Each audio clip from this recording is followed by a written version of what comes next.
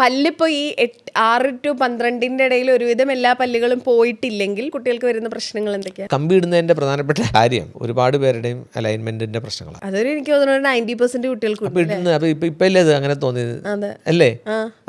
അതെന്താണ്ടാ ജോടെ വലിപ്പം കുറഞ്ഞിട്ടാണോ, പല്ലുകൾ നേരെ സമയത്ത് പോയി വരാഞ്ഞിട്ടാണോ? നേരത്തെ സമയത്ത് പോകാത്തത്. കാരണം ഇത് പോയി വരുമ്പോഴത്തേക്കും പുറകിൽ ഓൾറെഡി പല്ല് വന്നിട്ടുണ്ടാവും. അപ്പൊ അതിങ്ങനെ ഉള്ളിലേക്കായി പോകും, അപ്പൊ അതാണ് ഞാൻ പറഞ്ഞത്. ഫ്രണ്ടിലേക്കായി പോകും. അപ്പൊ ഇതാണ് ഈ പ്രശ്നമാണ് പ്രധാനപ്പെട്ട പ്രശ്നം. ഏത് പ്രായത്തിന്റെ ഇടയിൽ പല്ല് പോകണം?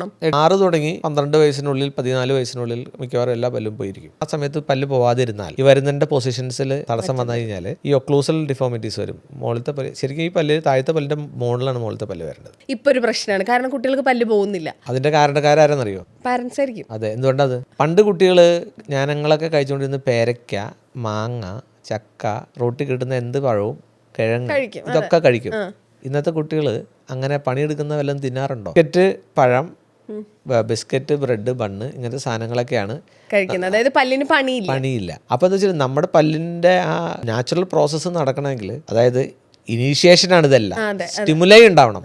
മനസ്സിലായി. ഈ സ്റ്റിമുലൈ കുറവാണ്, അതാണ് പോകാൻ ഡിലേഡ് ആവണത്. പണിയെടുത്ത് അത് പോണം. അതായത് നമ്മൾ ഇവിടുന്ന് ഈ പല്ലിൽ മുകളിലത്തെ പല്ലിന്റെ പ്രഷറാണ് അടിയിലത്തെ പല്ലിനെ സ്റ്റിമുലേറ്റ് ചെയ്യണേ.